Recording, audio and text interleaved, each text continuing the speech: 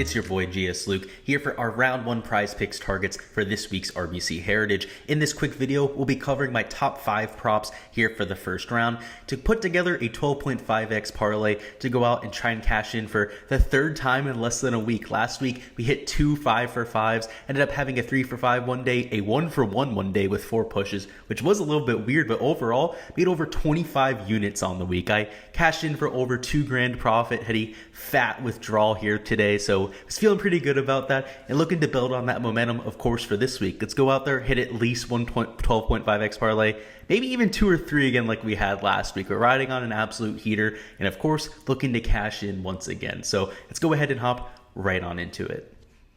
Alright, before we hop into the actual props I'll be targeting, let's first do some research on what we saw last year at the RBC Heritage. It was played at the same time of year, right after the Masters, and when it's played here in April rather than in June, you see a little bit of a harder golf course. But don't let that trick you. A harder golf course compared to most years for the RBC Heritage, it is still an easier golf course than the PGA Tour average. We saw a scoring average of 0.67 shots under par last year, but when we removed the players that missed the cut, also some of the outlier performances of 6 to 10 over par, the true scoring average is closer to right around 1 stroke under par. So it is one of the easier tracks that these players will play this time of year. If we take a look at some of the individual statistics, you'll see that driving distance is down. A lot of that due to players laying up off the tee. Everyone's going to be hitting 3-wood, maybe even driving irons off of some of these shorter holes. So even though you have less distance, guys are going to be laying up a little bit more. You see driving accuracy is not higher than the PGA Tour average. Typically when players are laying back, they're going to be hitting more greens than they would be with the big iron, but you have relatively narrow fairways here. So there is a little bit of a trade-off there. Of course,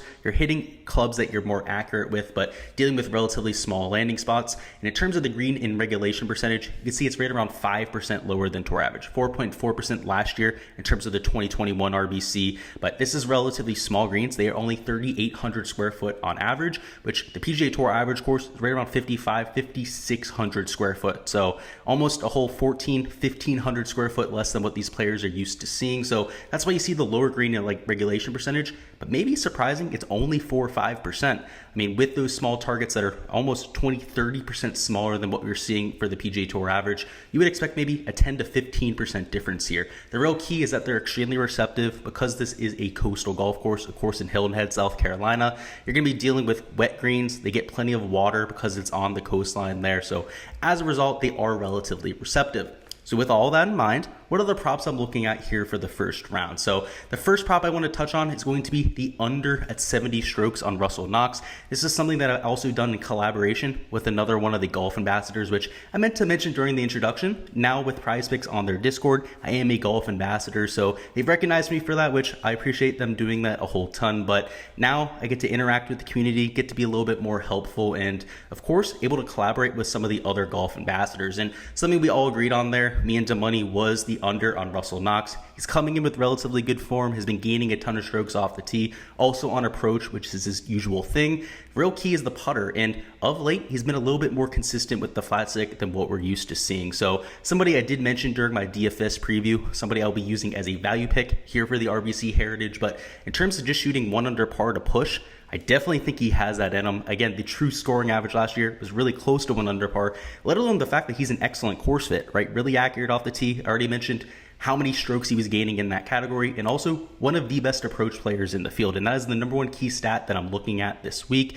So in terms of his projection, I have him projected closer to shooting 2, maybe even 2.5 under par. So a lot of room right there. The money was in complete agreement with me. When you have somebody that's this consistent with the ball striking, and even when he doesn't have that flat stick, isn't able to gain a ton of strokes with the putter, he's still more than capable of taking it to 3, 4 under par. Now, if you're looking for that 7, 8 under round, where you're going out to actually win a golf tournament, he is going to have to bring the putter to the table. But fortunately for us over here on Prize Picks, we don't have to worry about that all too much. The next prop I did in collaboration with DeMoney was also going to be the Sungjae Im under on fairways hit. So they have him up there at 9.5, which realistically is too high for anyone in this field. Like we showed before, the fairway percentage is just 63.2%. So even though players are going to be laying up off the tee, with how narrow some of these targets are, hitting over 9 fairways is hard for anyone, let alone even some of the more accurate players in the field like you have up top. So for anyone, including Morikawa, Fitzpatrick, Kisner, Henley, even Russell Knox up here at 9.5 fairways. Same thing with Daniel Berger.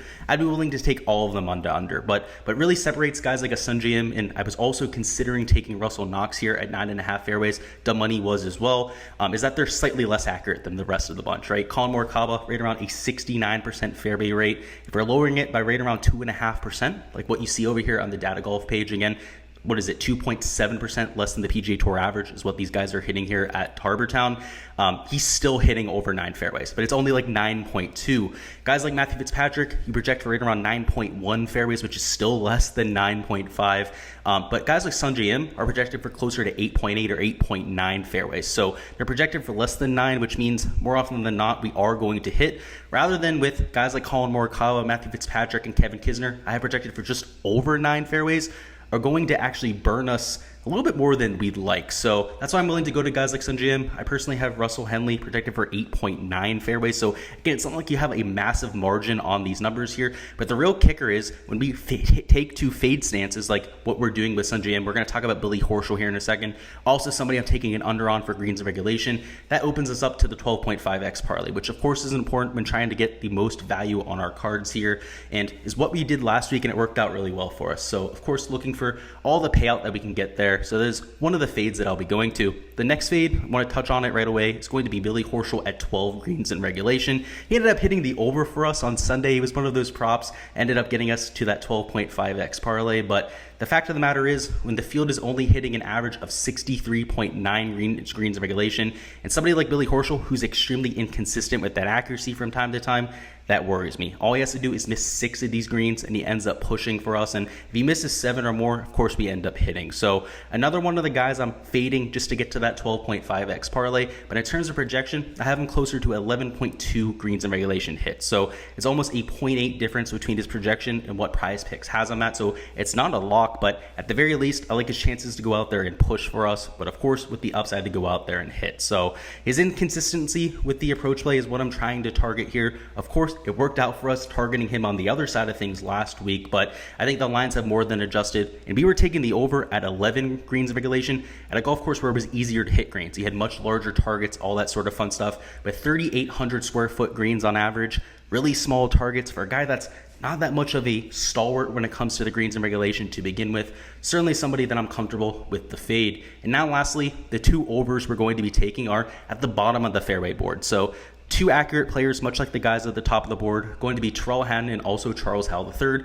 They also rank in the top 20% on tour in their driving accuracy. So like I said before, the guys that are extremely accurate are going to hit right around 9 fairways per match, which means that these guys down here at 8 that should be priced up there with some of those elite drivers of the golf ball are going to give us some inherent value. So first off, let's start with Tyrol Han, who loses a ton of strokes to the field with his off the tee play, particularly over his last 24 measured rounds where it hasn't been all that good. But that's just with the distance, right? He's not very long off the tee. He's somebody who lays up a little bit more than most, but he's going to absolutely hit all of those fairways when he's laying up. And at this golf course specifically, that is a strategy that a ton of these players will be going to. So I would expect a ton of 3 irons, maybe even driving irons off the tee for somebody like a Tyrol Han. And as a result, I have him projected for 8.9 fairways. So very similar to some of those other guys up top, like a Sungjae or of course a Russell Henley. The huge difference here is that we have a 1.5 difference in terms of the projection, right? From 9.5 down to 8 fairways. So that's why I'll be taking the over there. Somebody that I am confident comes through for us down there with the fairways.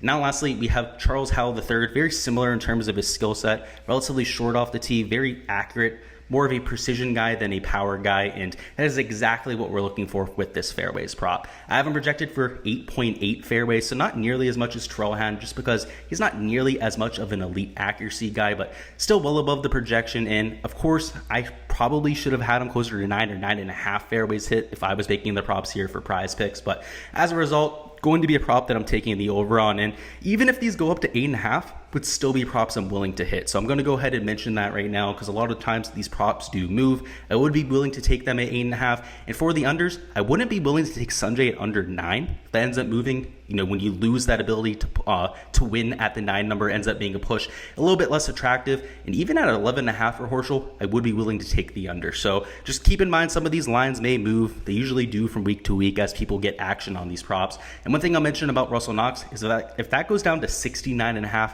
but also still be willing to take the under. So just wanted to go ahead and answer all those questions now, because inevitably I know you guys will be commenting down below whether I'll be taking them or not after they move. All right, that's all I've got here for the prize picks preview. If you guys enjoyed the video, first off, make sure you smash that like button. It goes a long way with getting it out there to even more people, and I appreciate that a ton. But also go ahead and let me know down in the comments what your favorite prop on the board is, whether it was something that I mentioned or completely off my radar. But love to hear from you guys as per usual, so go ahead and make sure you go ahead and comment that down below. We're also going to have even more prize picks content coming throughout the week. So for rounds 2 through 4, expect another preview to drop probably right around 8:30 p.m. Eastern time, depending on when these rounds end. And of course, if you're not subscribed to the channel, make sure you go ahead and do that. I have DFS content constantly coming out here on the channel for golf, course breakdowns, prize picks previews, showdown DFS content if that's your type of thing. So no matter what you're looking at in the golf field, I'm going to have you guys covered. So again, I appreciate all the support here. Best of luck for all of your round 1 prop hunting, and let's get this cash.